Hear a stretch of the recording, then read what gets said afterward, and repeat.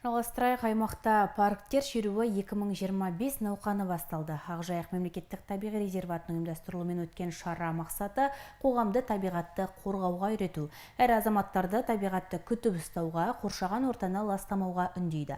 Акция мамыр айына дейін жалғасады. Сол аралықта табиғатты аялайық, болашақты ойлайық ұранымен семинар, тренингтер, экскурсиялық сабақтар өткізілмек.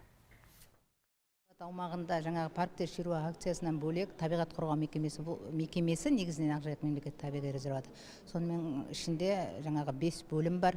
Экологиялық ағарту және туризм бөлімі. Бұл экологиялық туризмді дамыту. Өзіміздің бекітілген 4 маршрутымыз бар. 111.500 гектар аумақты алып жатқан аумағымызда 4 экологиялық маршрутымыз бар бекітілген. 2-і құрлықта, 2-і суда. Жылдан жылға суға келуші қонақтардың саны артуда, маршруттарды қызықтап. Сонымен қатар осы әуесқойлық балық аулау қосылып жатыр. Бұйырса осы апрель айынан бастап ашылады деп жоспарлап отырық. Сонымен екінші ғылым және мониторинг бөлімі бар.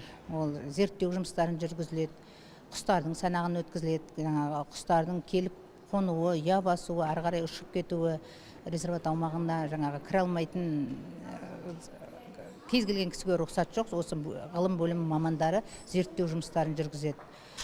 Сосын күзет бөлімі. Күзет бөлімі күндіз-түні мемлекеттік инспекторлар барлық аумақты күзетіп, табиғи факторлердің алдын алуға және адами факторлердің алдын алу мақсатында түрлі жұмыстар атқарып күзетіп отыр. Резерват аумағы 3 бөліктен құралады. Ядролық аумақ, ол аумақта қызылқытаққа енген мекен ететін құстар, аңдар мекен етеді. Осы жерде оған кез келген кісіге кіруге тыйым салынған. Тек резерват мамандары ғана кіріп, санақ жүргізіп, жай-күйін зерттейді.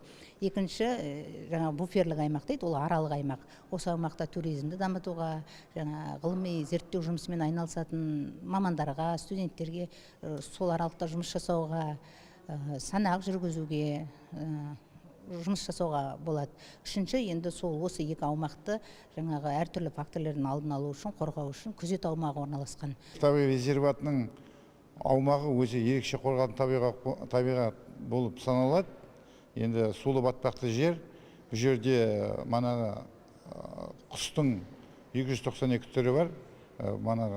Пути миграция дейміз ғой, құстардың ұшып келіп ұя салу, қызылқытаққа енген құстар бар, солардың санағын жүргізу, солардың жылда көктем айларында талдарға біздер үйе жасап, ағаштан үйе жасап, соларға көмек көрсетіп, солардың арғата өсіп-өнуіне біздің мекеменің бірден бір жұмысы.